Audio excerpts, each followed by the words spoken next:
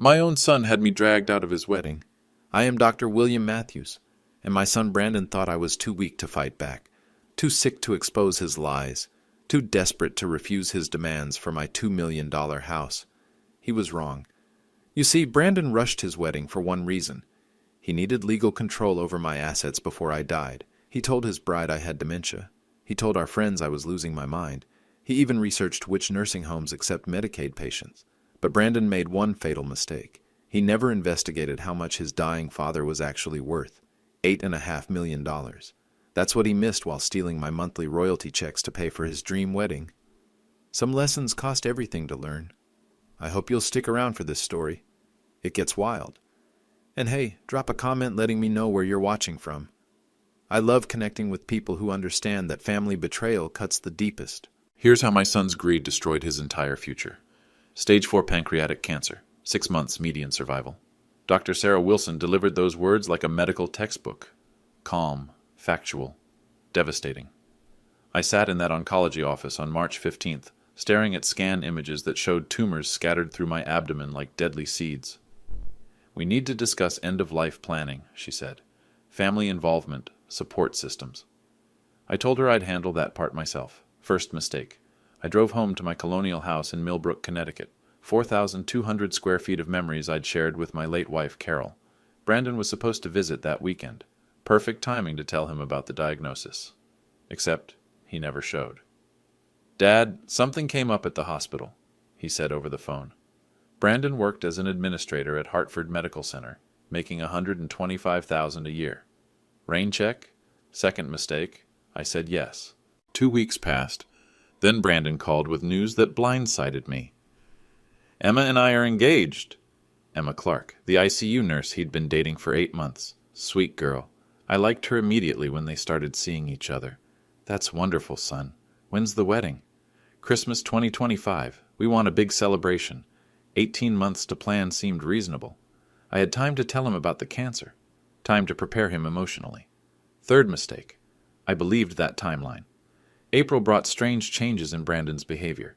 He started managing my medical appointments, calling my family doctor's office, requesting copies of test results, asking detailed questions about my insurance coverage. "Just being proactive, Dad," he explained. "You're 58. We should stay on top of your health." I found it touching. My son cared about my well-being. April 23rd, I discovered the first nursing home brochure. It was tucked inside Brandon's laptop bag when he visited. Sunset Manor, a skilled nursing facility 30 miles away, $4,200 per month for a private room. The brochure was dog-eared, annotated with Brandon's handwriting. "What's this?" I asked. "Oh, that's for a patient," he said quickly. "Hospital project." But I recognized the address. Sunset Manor was nowhere near Hartford Medical Center. May brought the second red flag. Brandon arrived unannounced on a Saturday morning carrying a manila folder. "Dad, we need to talk about estate planning." He spread documents across my kitchen table, power of attorney forms, healthcare directives, property transfer papers, all pre-filled with his name as my designated agent. "This is just precautionary," he said. "If something happens to you, I can handle your affairs." The papers were dated. They'd been prepared weeks earlier. Something like what? "Dad, you're getting older. Mom died suddenly at 52. We need to be prepared." His mother had died of a brain aneurysm 7 years ago. No warning, no time to prepare. The trauma had shattered both of us. But these documents weren't about sudden death. They were about incapacity, mental incompetence, medical decision-making. "I'm healthy, Brandon. For now." Those 2 words carried weight I didn't understand yet. Memorial Day weekend, the third red flag appeared. I found Brandon in my study, photographing documents, bank statements, investment portfolios, insurance policies. He jumped when I walked in. "Just organizing your files," he said. "Everything's scattered." But everything wasn't scattered. My files were meticulously organized. Always had been. June 1st brought the bombshell. "Dad, we're moving the wedding to August 12th. 18 months compressed to 10 weeks. Why the rush? We found a cancellation at Millbrook Country Club. Perfect venue, perfect date. We have to grab it. $85,000 for the reception." Brandon paid the deposit himself. Money he claimed came from his savings. But I knew his salary. I knew his expenses. That deposit represented months of income for him. Where did the money really come from? That question would haunt me for the next 6 weeks. The nursing home research went deeper than one brochure. I discovered this on June 8th while Brandon was at work. He'd left his laptop charging in my kitchen, and curiosity finally overcame my trust. His browser history told a story that broke my heart. Medicaid nursing home eligibility, Connecticut. Asset protection, elderly parents. Power of attorney override medical decisions. Average life expectancy, pancreatic cancer, stage 4. That last search hit me like a physical blow. Brandon knew about my diagnosis, but how? I told no one except Dr. Wilson and patient confidentiality laws. Then I remembered. Hartford Medical Center. Brandon's administrative access to medical records. His proactive interest in my health care. My son had been monitoring my medical files. I scrolled through more searches. Sunset Manor Medicaid beds. Connecticut asset spend-down requirements. House sale to qualify for Medicaid. The picture crystallized with horrible clarity. Brandon's plan wasn't to inherit my house. It was to sell it, force me into Medicaid eligibility, warehouse me in the cheapest possible facility while he kept the proceeds. A $2 million house, reduced to nursing home admission requirements. I found the email thread that confirmed everything. Sunset Manor admissions. Brandon Matthews, dated May 15th. Dear Mr. Matthews, thank you for your inquiry regarding private pay to Medicaid conversion for your father.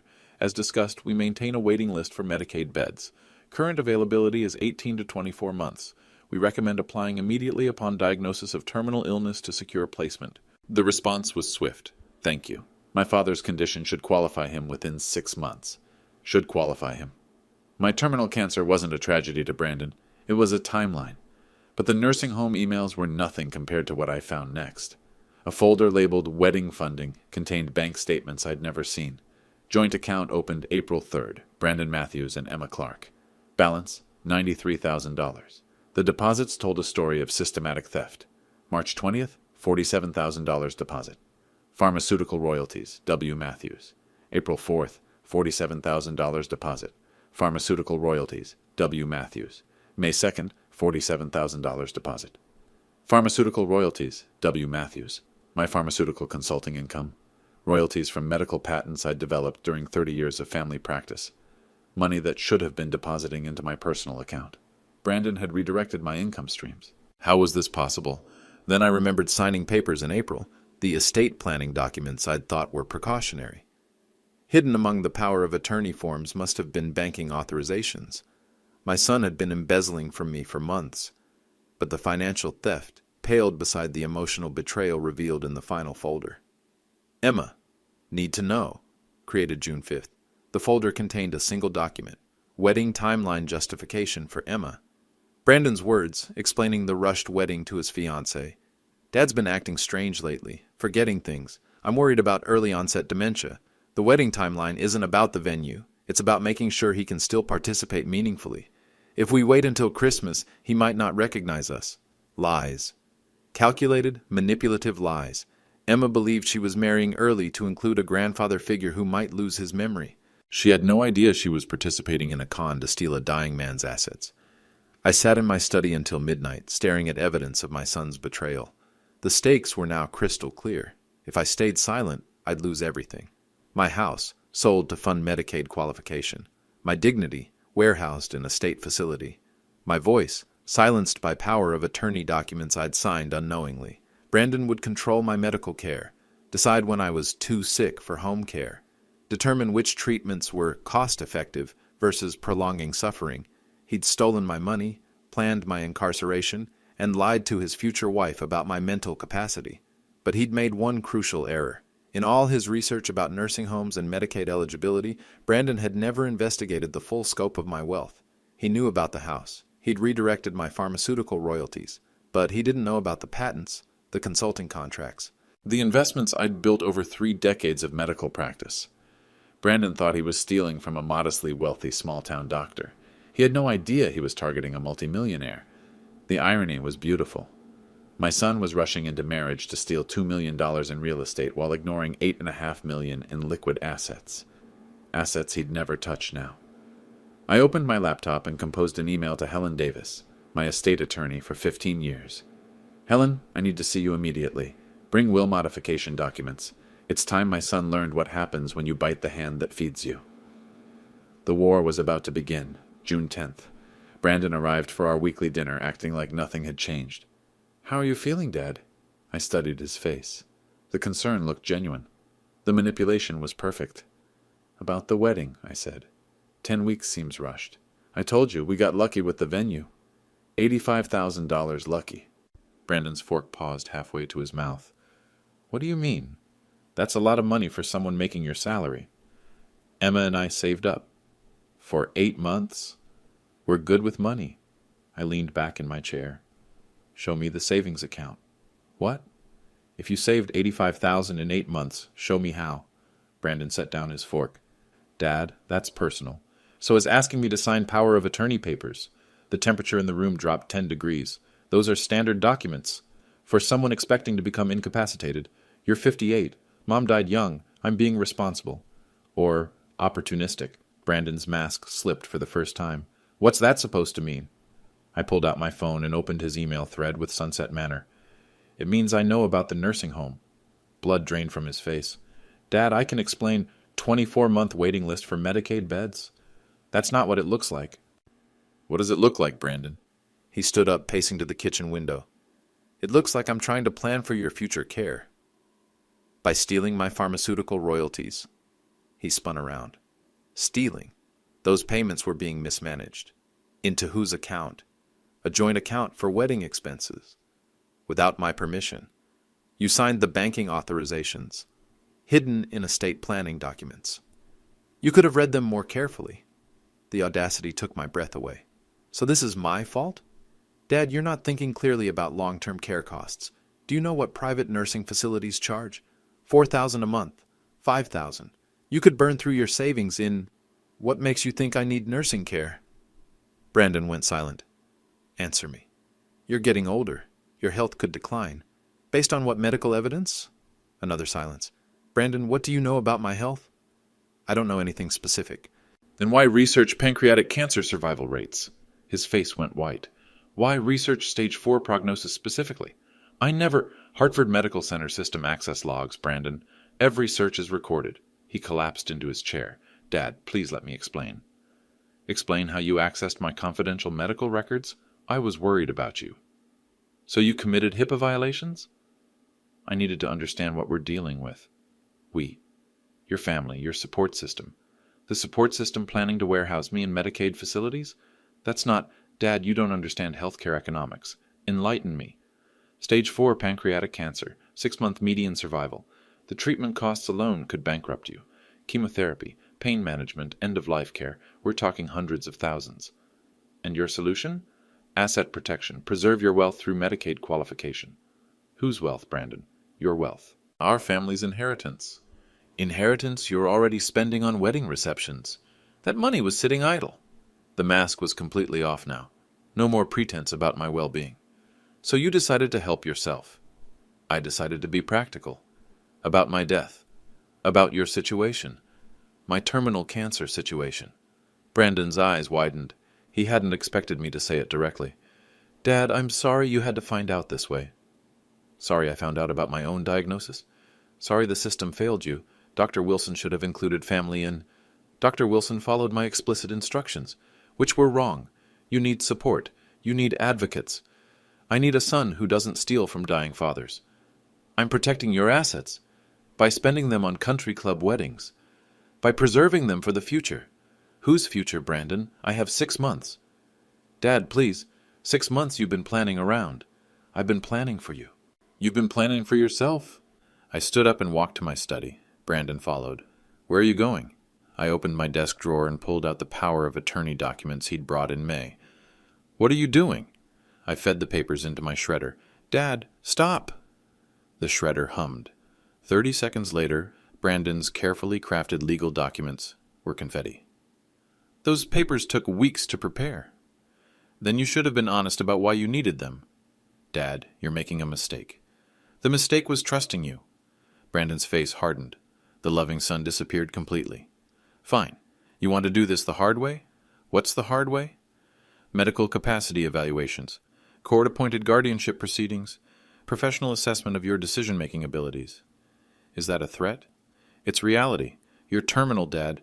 Your judgment is compromised. The court will appoint someone to make rational decisions about your care. Someone like you? Someone qualified. I smiled for the first time in weeks. Brandon, you have no idea how qualified I really am. What does that mean? It means you should have investigated your target more thoroughly. Target? The man you're stealing from.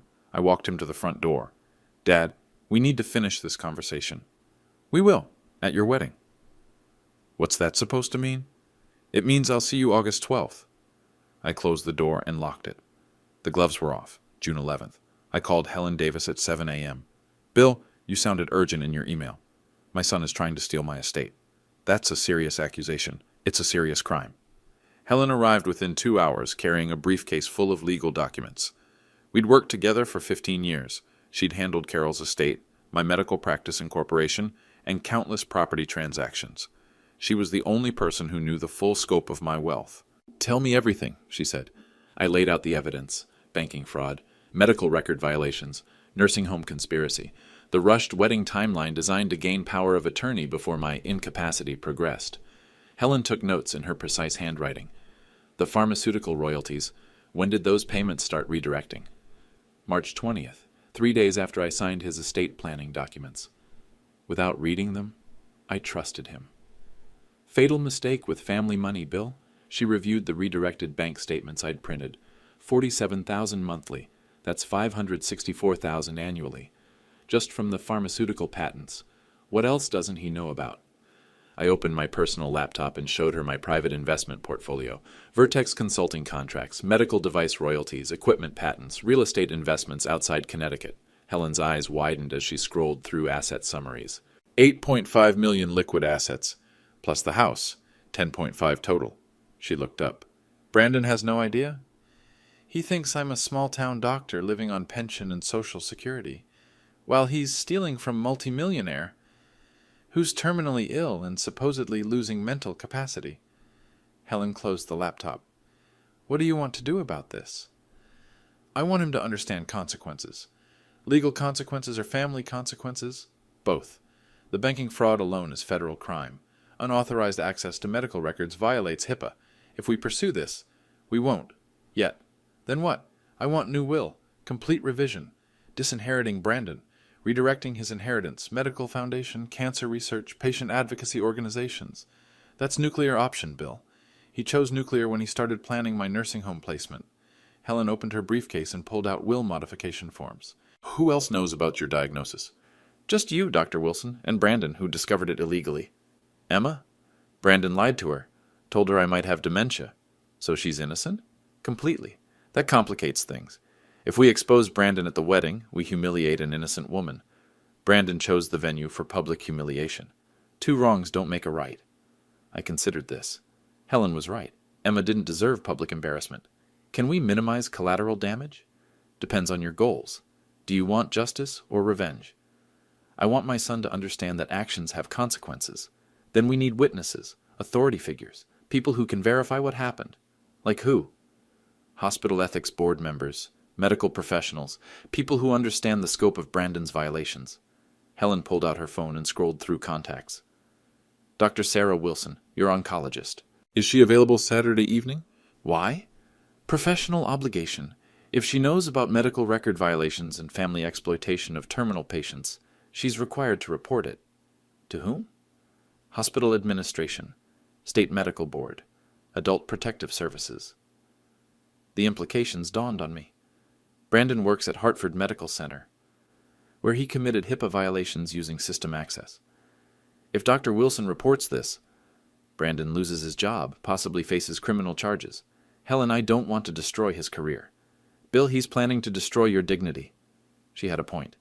What about Emma? We protect her, make sure she understands Brandon deceived her about your condition and the wedding timeline. How? Pastor Miller. He's officiating the ceremony, right? For 20 years, he's been our family pastor. Religious leaders have confidentiality protections. He can speak privately with Emma before the ceremony. About what? The truth. Your real diagnosis. Brandon's deception. Give her choice about proceeding. I like this approach. Emma deserved honesty. What about the money? We file bank fraud reports after the wedding. Give Brandon chance to return the stolen funds voluntarily. And if he refuses? Federal prosecution. He'll face 5 to 10 years for elder financial abuse. Helen packed her documents. Bill, are you certain about this path? Once we trigger these consequences, there's no going back. My son researched nursing homes before telling me about his engagement. He stole my money to pay for his wedding.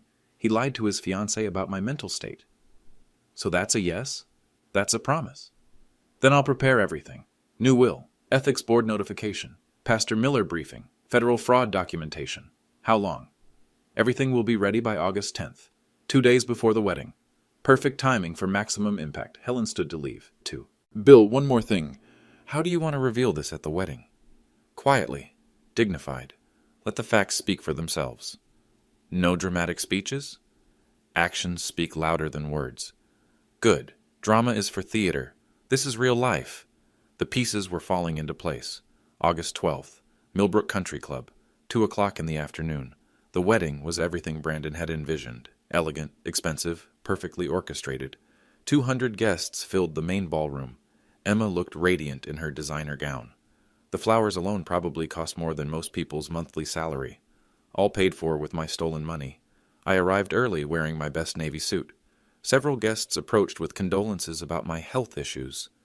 Word had spread about my supposed dementia. Such a shame, whispered Mrs. Patterson from our church.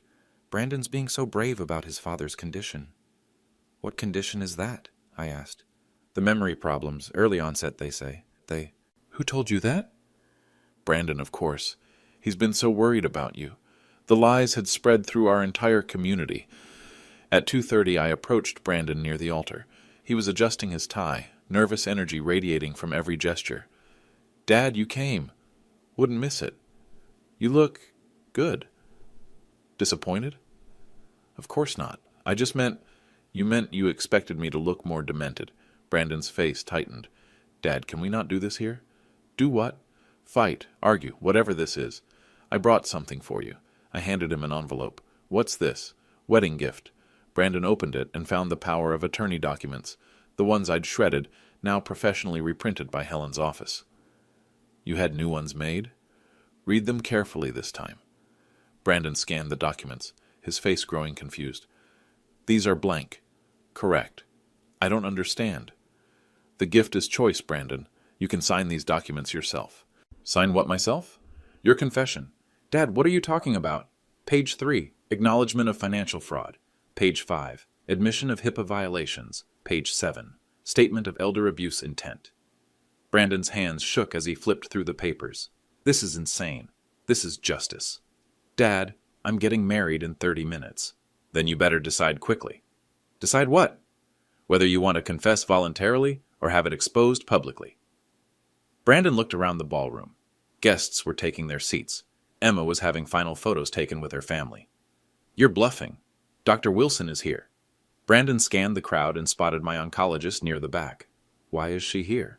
Hospital Ethics Board meeting, emergency session. What? Scheduled for 4 o'clock, right after your reception starts.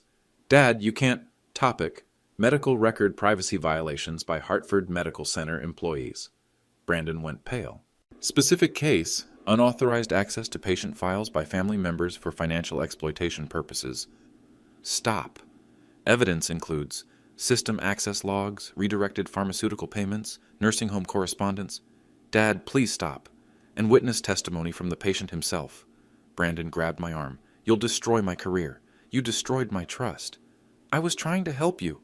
By stealing my money? By protecting your assets. Several guests turned toward our raised voices. Lower your voice, I said quietly. You lower yours.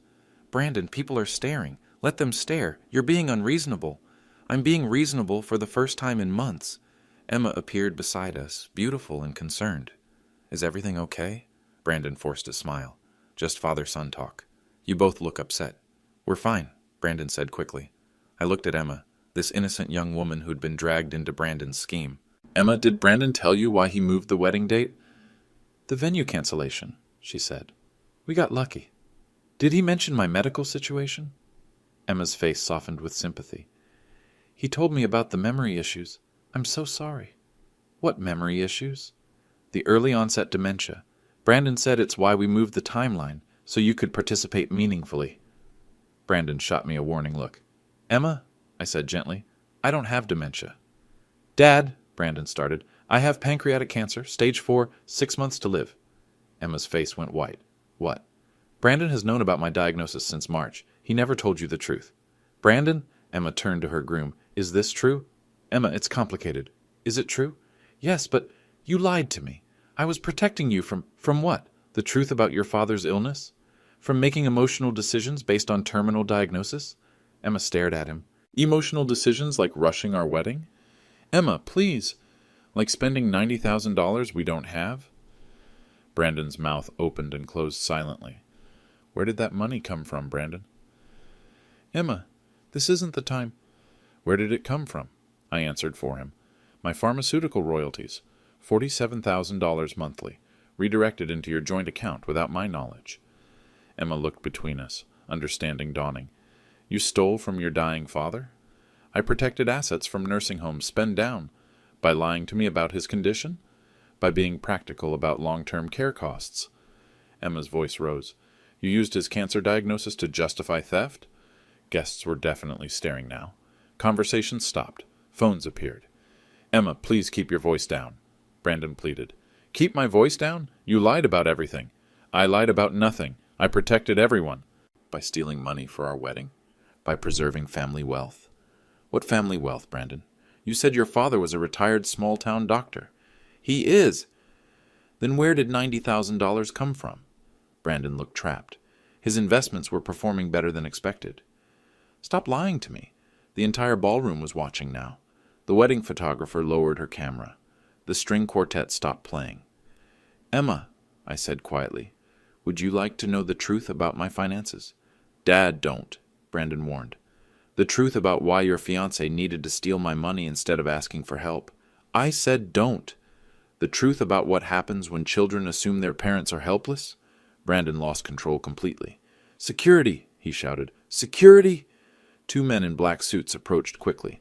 Remove this man from the premises, Brandon told them. Sir? One security guard asked. He's disrupting my wedding. Sir, this is your father? He's mentally incompetent. I have medical power of attorney. I pulled out my phone and showed the security guards a document. Actually, he doesn't. Brandon snatched my phone. Dad, shut up! Brandon, Emma gasped. All of you, shut up! The ballroom fell silent. Brandon realized what he'd done. 200 guests staring, Emma crying, security guards confused. Sir, the lead guard said, we need you to calm down. I am calm. Sir, you're shouting at your father. My father is disrupting my wedding. By telling the truth? Emma asked through tears. By refusing to sign legal documents. What legal documents? The security guard asked. Brandon pulled out the power of attorney papers I'd given him. These. He needs to sign these. Sir, no one can be forced to sign legal documents. He's mentally incompetent. Sir, he seems perfectly lucid to me. He has dementia. Brandon? Emma said quietly. You told me he has cancer. He has both. No, I said calmly. I have cancer. The dementia was Brandon's invention to justify taking control of my finances. The security guard looked at Brandon with new understanding. Sir, are you trying to force your father to sign power of attorney documents against his will? I'm trying to protect him. From what? From making stupid decisions about his own money. Emma covered her face with her hands. Sir, the security guard said, I think you need to step outside. This is my wedding. Sir, please come with us. No, remove him. Brandon pointed at me. He's the problem. The security guards exchanged glances. Sir, we're going to have to ask you to leave. Me? I'm paying for this. With stolen money, I added quietly. That was the breaking point. Brandon lunged at me. The security guards caught him immediately, restraining his arms as he struggled. Get your hands off me. This is my wedding, my reception, my father. 200 guests watched in stunned silence as security dragged the groom toward the exit. Dad, Brandon screamed as they pulled him away. Sign the papers! Sign them! The ballroom doors closed behind them. Emma collapsed into a chair, still in her wedding dress, crying. I knelt beside her. Emma, I'm sorry you had to see that. Is it true? About the money? Every word. About his job, his career. The ethics board meets in an hour. She looked up at me with tears streaming down her face. What happens now? Now, I said gently, you decide what kind of future you want. Without him? That's up to you. Emma nodded slowly, understanding flooding her features. The wedding was over. The real consequences were just beginning. The ballroom buzzed with confused murmurs. 200 guests sat frozen, unsure whether to leave or stay. Emma remained in her chair, wedding dress spread around her like a pool of white silk, staring at the doors where security had dragged Brandon. Pastor Miller approached us first, his face grave. "Bill, what just happened?" "The truth, John. Finally. About Brandon's behavior. About everything." I stood and faced the assembled guests. They deserved an explanation. "Ladies and gentlemen, I apologize for the disruption. Emma, with your permission, I'd like to address our friends and family." Emma nodded, unable to speak.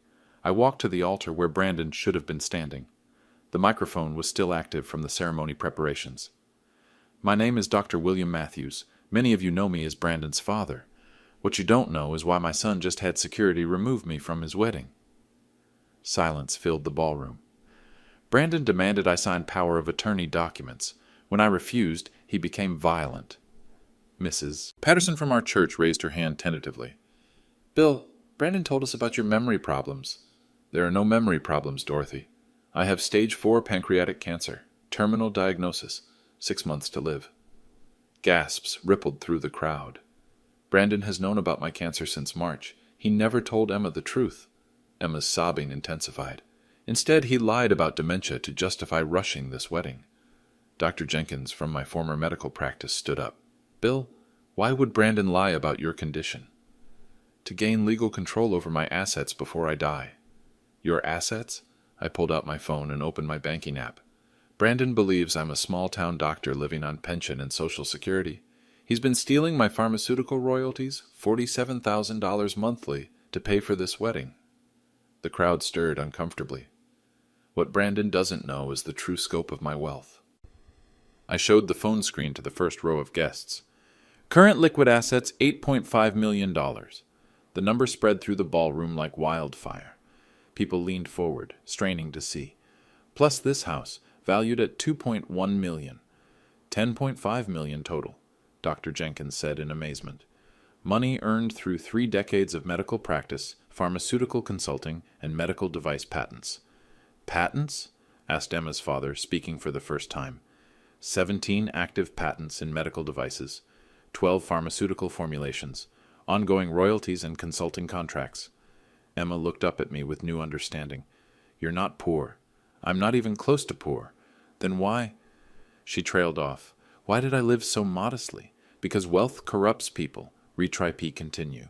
"Why did I live so modestly? Because wealth corrupts people. I wanted to raise my son based on values, not expectations of inheritance." Emma's father stepped forward. "Dr. Matthews, you're saying Brandon stole from you while planning to put you in a nursing home?" "Not just any nursing home. A Medicaid facility. He researched which ones accept state funding after forced assets spend down." The crowd murmured with disgust. "But if you have $10 million, Mrs. Patterson began. "Brandon didn't know about the $10 million. He thought he was stealing from a modest estate to fund his wedding." Dr. Wilson, my oncologist, stood from the back of the room. Several heads turned as she walked forward. "Dr. Matthews asked me to attend today as a witness." "Witness to what?" asked Emma's mother. "Medical record violations. Mr. Brandon Matthews used his hospital system access to illegally review his father's confidential patient files." Shocked gasps filled the room. "HIPAA violations," Dr. Jenkins said grimly. "That's federal crime." "It gets worse," Dr. Wilson continued. "Based on those illegally obtained records, Mr. Matthews began financial exploitation of a terminal cancer patient." "My God," whispered Pastor Miller. Emma stood up shakily. "Doctor, are you reporting this to authorities?" "The Hospital Ethics Board convenes in 20 minutes. Mr. Matthews' employment at Hartford Medical Center will be terminated immediately. Criminal referrals will follow." The reality hit Emma like a physical blow. "His career is over," Dr. Wilson said simply. "Medical professionals who exploit dying patients don't get second chances." Just then, the ballroom doors opened. Helen Davis entered, carrying her briefcase and followed by a man in a business suit. "Helen," I called out. "Everyone, this is my attorney, Helen Davis." Helen approached the altar with professional composure. "Dr. Matthews, the documents are ready." "What documents?" Emma asked. Helen opened her briefcase and pulled out legal papers. "New will, Complete revision. Complete. She handed me the documents. I held them up for everyone to see. My previous will left everything to Brandon. This new will redirects his inheritance. To whom? Pastor Miller asked. The American Cancer Society receives $4 million. The Connecticut Medical Foundation receives $3 million. Local hospice care receives $1.5 million. That's $8.5 million, calculated Dr. Jenkins. The house goes to Emma. Emma's mouth fell open. What? You're innocent in this, Emma. Brandon deceived you about everything. My condition, the money, the timeline. You deserve compensation for being dragged into his scheme. I can't accept. It's done. Helen, is the will properly executed? Signed, witnessed, and notarized 10 minutes ago in the parking lot. Helen indicated the man in the business suit. This is Notary Public James Wilson. Everything is legally binding. Emma stared at the documents. A $2 million house. Free and clear, no mortgage. No liens. But Brandon gets nothing. The finality of those words settled over the ballroom. Emma's father approached. Dr. Matthews, this is incredibly generous, but Emma was engaged to your son, who lied to her about my medical condition, stole money for their wedding, and planned to warehouse me in a state facility. Dad, Emma whispered, he's right. Pastor Miller stepped forward. Bill, what about forgiveness, reconciliation? John, I forgive my son, but forgiveness doesn't eliminate consequences. Consequences like disinheritance? Consequences like learning that actions matter. Dr. Wilson checked her watch. The ethics board meeting starts in 15 minutes. Dr. Matthews, will you be testifying? Absolutely. About the medical record violations? About everything. The illegal access, the financial theft, the nursing home planning, the lies to Emma. Helen closed her briefcase. Bill, once Dr. Wilson files her report, there's no going back. Good. Brandon could face federal charges. Even better. He'll lose his medical career permanently. He chose his path when he chose to steal from a dying father. Emma stood up, wedding dress rustling. Dr. Matthews? Call me Bill, Emma. Bill, what do you want me to tell Brandon? Tell him the truth. About my real diagnosis. About my real wealth. About the real consequences of greed. He loves you. He loves my money. Maybe he can change. Maybe, but change requires consequences first. Helen packed her documents. Bill, shall we proceed to the hospital for the ethics board meeting? Yes. Emma, would you like to come? You deserve to hear everything. Emma looked around the ballroom. 200 guests watching her every move, wedding reception food growing cold, marriage certificate unsigned. I think I need to go home. To the house Brandon shares with you? No, to my parents' house. I need to think. The new house deed will be ready tomorrow. Take your time deciding what to do with it. What if I don't want it? Then donate it to charity. It's yours to decide. Emma nodded, overwhelmed. Pastor Miller approached. Emma, would you like me to drive you home? Yes, please. As Emma gathered her dress to leave, she turned back to me. Bill? Yes. I'm sorry. For all of this. For not seeing who Brandon really was. Emma, love makes us blind sometimes. That's not your fault. Will you be okay with the cancer? I'll be fine. For the first time in months, I'll be fine. Emma smiled through her tears. Good. She walked toward the exit with Pastor Miller, wedding dress trailing behind her. Helen and Dr. Wilson flanked me as we headed for the doors. Ready? Helen asked. Ready. The status reversal was complete. Brandon, once the powerful medical professional controlling his father's health care, was now unemployed, criminally investigated, and disinherited. I, once the powerless cancer patient facing nursing home warehousing, was now in complete control of my destiny. Justice served. Hartford Medical Center, 4th floor conference room, 4:30 p.m. The Hospital Ethics Board convened in emergency session. Dr. Patricia Hayes, Chief of Staff. Dr. Robert Chen, Chief Medical Officer. Linda Rodriguez, Patient Privacy Officer. And Dr. Michael Foster, Chairman of Ethics Committee. Dr. Wilson presented the evidence methodically. Patient, Dr. William Matthews, age 58, stage 4 pancreatic cancer. Son, Brandon Matthews, Hartford Medical Center administrative employee. She pulled up computer logs on the conference room screen.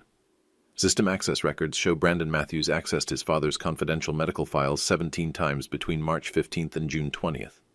Dr. Hayes leaned forward. 17 unauthorized accesses? Using his administrative credentials for personal purposes. What did he access specifically? Diagnostic imaging, laboratory results, oncology consultation notes, prognosis assessments, treatment recommendations. Did the patient authorize family access to these records? Dr. Matthews explicitly requested no family notification of his diagnosis. Linda Rodriguez pulled up Brandon's employment file. His access level shouldn't have included patient medical records. Correct. He used emergency override codes typically reserved for life-threatening situations. This is clear HIPAA violation, Dr. Foster stated. Dr. Wilson continued. Based on illegally obtained medical information, Brandon Matthews began systematic financial exploitation of his terminally ill father. She distributed printouts of bank records. Pharmaceutical royalty payments totaling $141,000 were redirected from Dr. Matthews' account to a joint account controlled by his son. Without the patient's knowledge? Dr. Hayes asked. Dr. Matthews discovered the theft 3 weeks ago. What was Brandon's stated purpose for the redirections? Asset protection for Medicaid nursing home qualification. The board members exchanged glances. He was planning to force his father into state-funded care? Linda Rodriguez asked. While stealing the assets that would have funded private care. Dr. Foster shook his head. This is elder abuse combined with medical privacy violations. It gets worse, Dr. Wilson said. Brandon lied to his fiancée about his father's condition to justify rushing their wedding timeline. What kind of lies? Told her Dr. Matthews had early-onset dementia rather than terminal cancer. To manipulate the wedding schedule? To gain power of attorney before his father's supposed mental incapacity progressed. Dr. Hayes stood up. Where is Brandon Matthews now? Unknown. Security removed him from his wedding reception approximately 1 hour ago. For what reason? Attempting to physically force his father to sign power of attorney documents. In front of wedding guests? 200 witnesses. The room fell silent. Dr. Foster broke the silence. Linda, what are our legal obligations here? Immediate termination for HIPAA violations. Criminal referral to federal authorities for elder abuse. Report to State Medical Board regarding his health care credentials. Does Brandon have medical credentials? Hospital administration certificate, not medical license, but health care professional standards still apply. Dr. Hayes pulled up Brandon's employment record. 6 years with Hartford Medical Center. Clean record until now. Clean because no one was monitoring his system access for personal use, Linda Rodriguez noted. That stops today, Dr. Chen said firmly. I want audit protocols for all administrative access to patient records. Dr. Wilson presented the final evidence. Dr. Matthews has prepared a formal complaint documenting the timeline of violations. She handed each board member a folder. Illegal medical record access, financial fraud, elder abuse planning, and family deception. Dr. Matthews is willing to testify in any legal proceedings. Dr. Hayes reviewed the documents. The evidence is overwhelming. What's our timeline for action? Dr. Foster asked. Immediate termination effective now. Security will escort Brandon from the premises if he returns. All access credentials revoked. Criminal referral? Filed within 24 hours. State Medical Board notification? Same timeline. Linda Rodriguez made notes. I'll handle the federal reporting requirements for HIPAA violations. Penalty range? Dr. Chen asked. Individual HIPAA violations, $50,000 to $1.5 million per incident. 17 incidents puts Brandon in criminal prosecution territory. Prison time? Up to 10 years for aggravated identity theft and elder abuse. Dr. Hayes closed her folder. This is the most egregious case of family exploitation I've seen. Dr. Wilson, Dr. Foster said, how is Dr. Matthews handling this emotionally?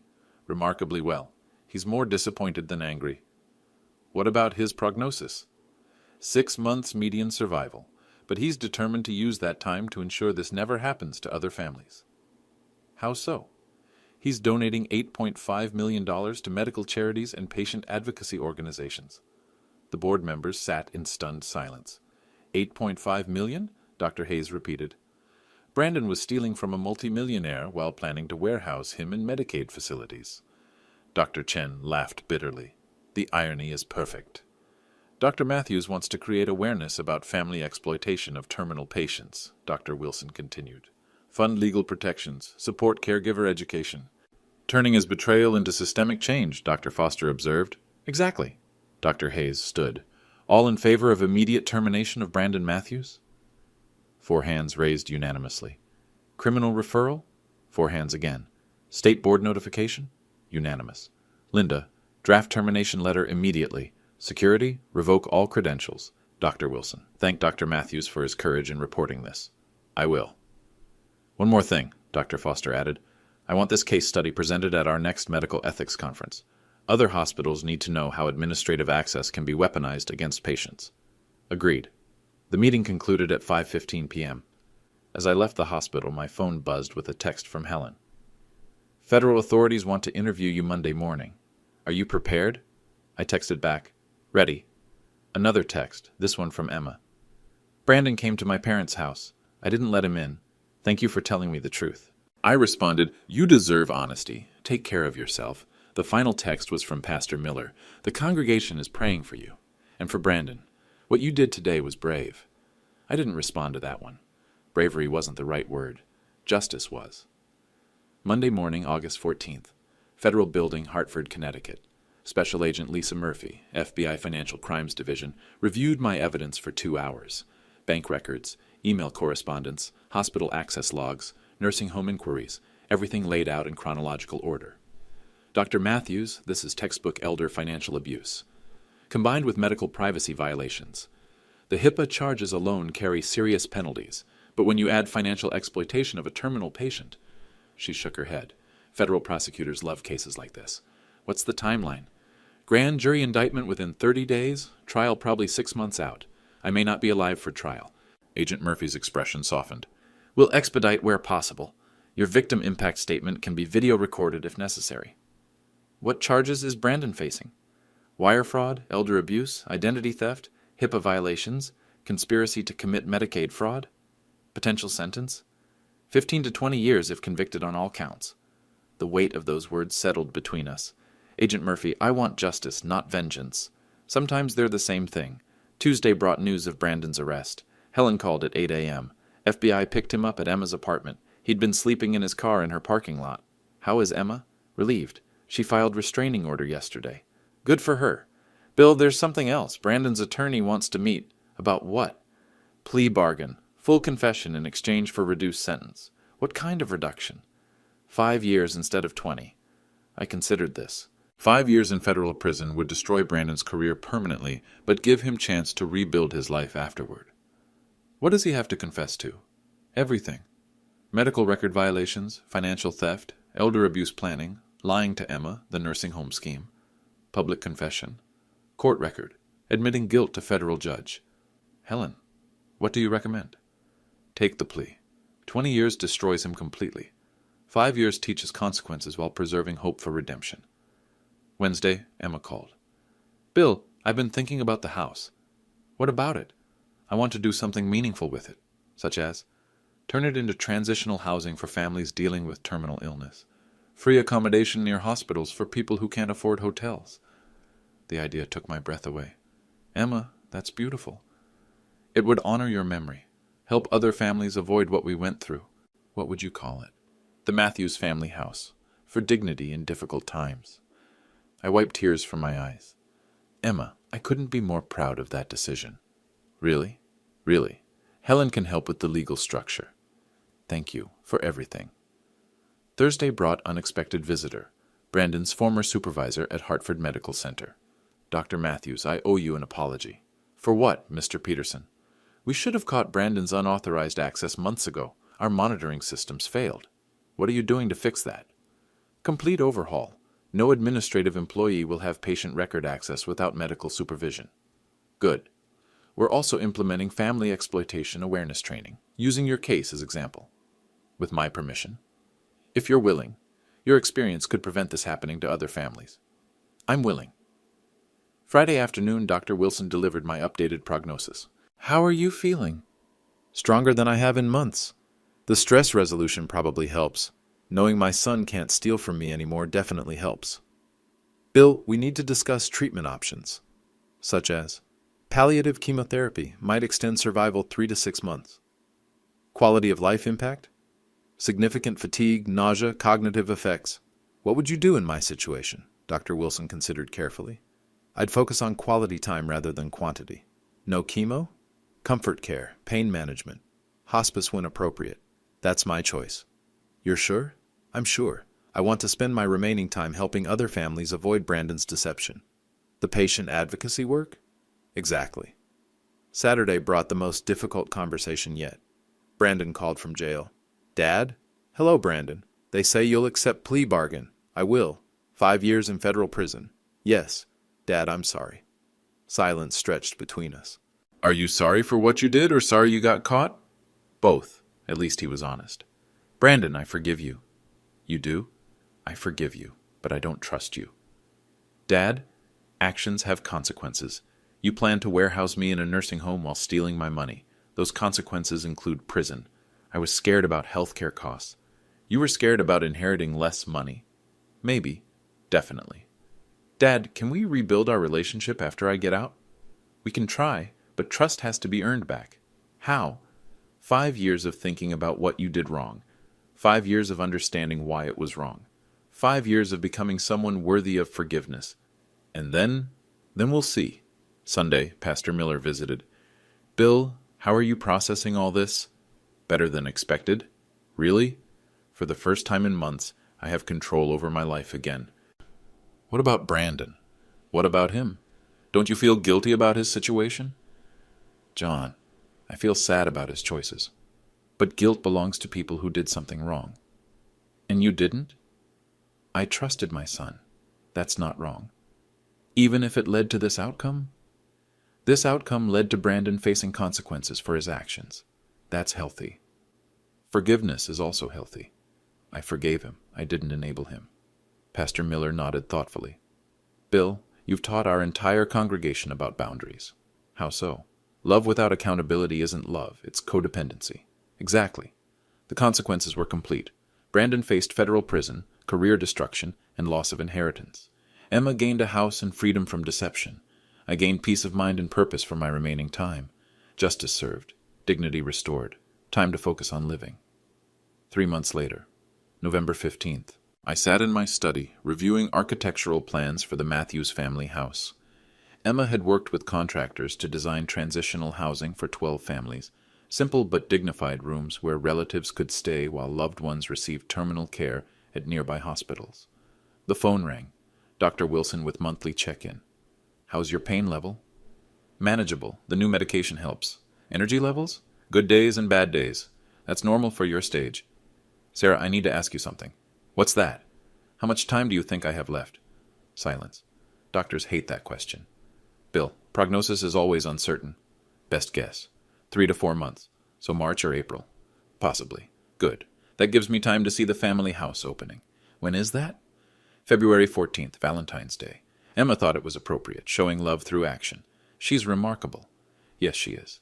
And after hanging up, I opened my laptop and began writing final letters. The first was to Emma. Dear Emma, by the time you read this, I'll be gone. Thank you for turning my betrayal into something beautiful.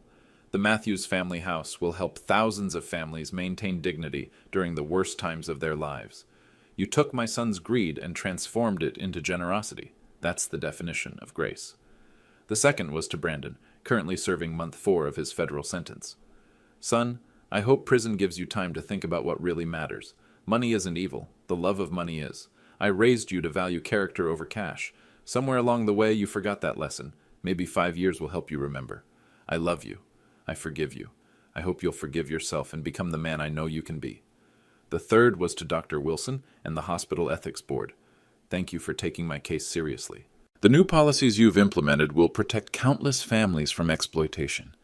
Medical records are sacred trusts. Family members who violate that trust should face serious consequences. You provided those consequences. The final letter was to anyone who might read my story. If you're watching this because someone shared my experience, remember, dying doesn't make you powerless. It clarifies your power. Use that clarity wisely. Stand up for yourself even when, especially when, family members try to silence you. Love doesn't require surrender of dignity. I sealed the letters in envelopes marked to be opened after my death. Outside, snow fell softly on the Connecticut countryside. My house, soon to become housing for families in crisis, looked peaceful in the winter light. My phone buzzed with a text from Emma. Construction ahead of schedule. February opening confirmed. Thank you for making this possible. I texted back. Thank you for making my final months meaningful. Another text arrived from an unknown number.